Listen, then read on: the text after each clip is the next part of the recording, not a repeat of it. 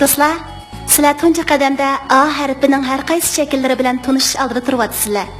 Endi ular tunishlik bas qandaq? Bosh A, yolg'iz A, oyoq A, o'lanma A. Endi qiziqarli misollar bilan ularning so'zlaridagi o'rnini ko'rib baqandiq. Apam ayga o'xshaydi, ay o'gisanda to'xtaydi.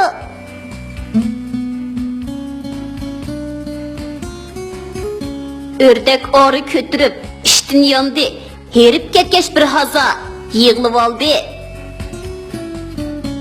Şar, şar, şar, şar uçudu, etin uçucu, yerge düşmeydi.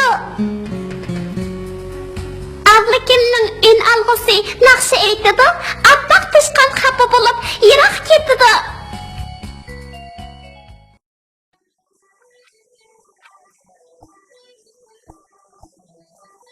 Bağvan ve onun oğlu. Yakınki zamanlarda bir bağvan boğay ötken iken. Boğayının bir oğlu bulup, ikisi nahayeti icil inak yaşaydı iken. Bala mektepte okuydu iken. Boğay bolsa etiz erik işlerini kılıp armaydı iken. Bir günü bala mektepten kaytıp gelip boğaylısıga kirse, dadısı atını yetelep çıkıp atqadık.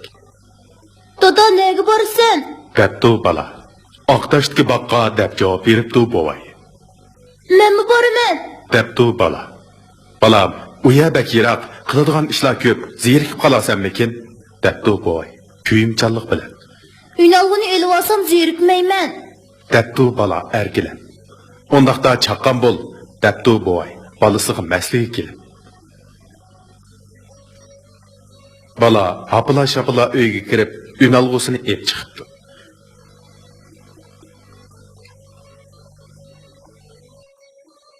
Ular atni bo'lishiga chaptirib, baqqa tezli yetib keldi. Ikkalan mevalarni uzishga boshlabdi. Üzüp harmabdi.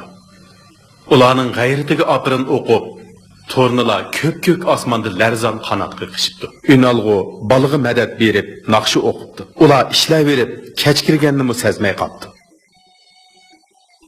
Mevalar üzülib tugabdi.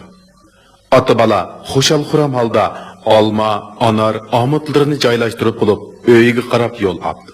Bala yo'lda kelib etib dadasidan so'rabdi. Dada biz nimishqa shuncha qattiq ishlasakmi horg'inlik his qilmaymiz? Buni so'rab yaxshi qilding o'g'lim, debdi boy. Bir narsani o'ylagan qiyofatda.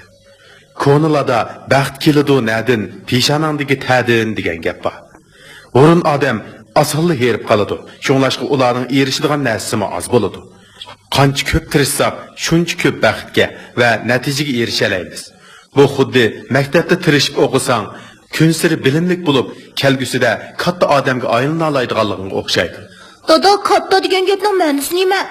Katta degan ostimizdagi otdek chapqur, ko'kdagi quyoshdek nurliq, turnalardek ko'kda parvoz qila oladigan degan gap. Debdi boy. Oy, men katta odam bo'laman. Debdi bola. Qiyin-qiyinga patmay. Shunday qilib, ular xo'shal-xuram holda uyiga qaytib ketdi.